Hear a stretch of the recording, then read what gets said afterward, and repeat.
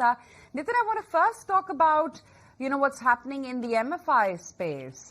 While there has been definitely earnings pressure, do you think the worst is behind? And could earnings bottom out from here now?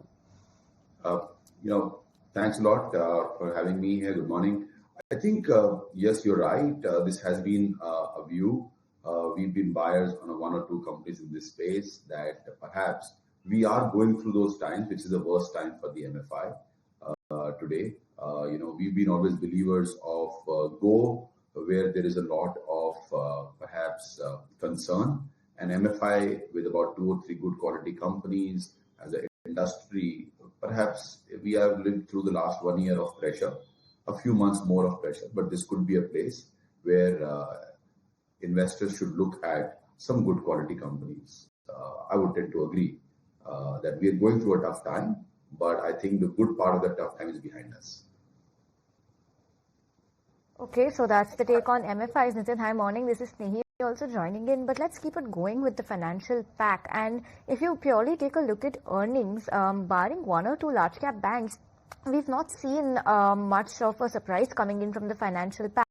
And in fact, now that we've heard from the RBI governor yesterday in terms of the liquidity he aims to maintain in the system, where do you think this pack is headed in terms of what comes next for the entire banking space? Any upside here or any opportunities you're seeing within sub-pockets or in the financial space? Sure. For the last year or so, we've been maintaining that banks, especially the entire large banks, are our top overweight call. But for the last month and a half or so, we have changed our call from banks being overweight to perhaps underweight, because we believe that there could be a pressure on the earnings. We were looking at the numbers for FY26, and we note that FY26 earnings for entire Nifty, which is dominated by banks again, was not to be growing more than 9%. In the last quarter or so, we've seen downgrades. And hence, we've been highlighting to investors, institutional investors, that they should be going underweight on banks, very well maintaining that you cannot actually go very low. So hence, we have to be very selective in what banks amongst the large caps you buy. In our model portfolio, we do have an HDFC bank, but otherwise, on a banks versus IT, for the last month or so, our call has been that we do not prefer banks as an overweight call. It's most likely going to be underweight and IT over banks. Banks, we see more downgrades of earnings because of a credit growth being very muted in India, and cost of funds perhaps is not leading to that sort of an expansion that people are actually borrowing more by reducing the cost of lending by the banks. I think the credit growth is the biggest question that we have in a 6.5% growing GDP. What about the tariff impact? Do you think it's baked into the prices by markets? That's $1 million question. Most talked about question on almost the news channels on tariff. I think I don't have any key input, but I would only say a different take. That's a good wake-up call for all of us as a country, that these political 160 or 70-year-old wave is changing. There's a lot more volatility in the West world about bringing some manufacturing back home, or perhaps some signaling of that, which means that how does Indian companies think about having more global presence to sell into other markets? Or secondly, I would say the government to think about the factors of production or the red tapeism. And I think I've heard a few political leaders in India talk about that we need to be relooking at certain things. We need to work on our cost efficiency and our factors of production. And also Indian companies to think about more places to manufacture and more places to sell into. Good morning. But what about the positioning of the big market players right now? Because if I look at the FII figure, they have been continuously selling in the Indian markets. But the interesting trend is, especially in the last 5 days, the DIIs are coming into the market with a stronger force with respect to their cash positions and the selling figure and the buying figure that we happen to see. But what's next? Because FIIs have been selling for a while now, but with this whole tariff uncertainty, do we believe that the trend will continue? Because on the flip side, it's rupee as well, which is showing some stability despite the noise. For the last couple of weeks, we've been noticing that FIs have again turned sellers. But also for the last couple of weeks, DIs have actually deployed more than $1 billion or $2 billion, closer to that on a weekly basis. Has been supporting, otherwise in a reasonable earnings growth market for, let's say, a mid cap or a 4-5% earnings growth for large caps. I think flows have held the market. I've mentioned this before, market is oscillating between this 24.5 and 25.5, 26,000. I think flows is one of the big things which is providing support to the market. I can only highlight that in the near term, it appears that when you look at the markets, certain points, we see a lot of oversold positions by the FIs. I know that, we focus on fundamentals, but market flows also give you some sense that FIs could have oversold if you look at the F&O positions right now. So perhaps could there be a near-term small bounce? Who knows? But possibly the trend has shown that in the past. But we maintain that next 6 to 9 months, large caps over mid caps and small caps. That's number one.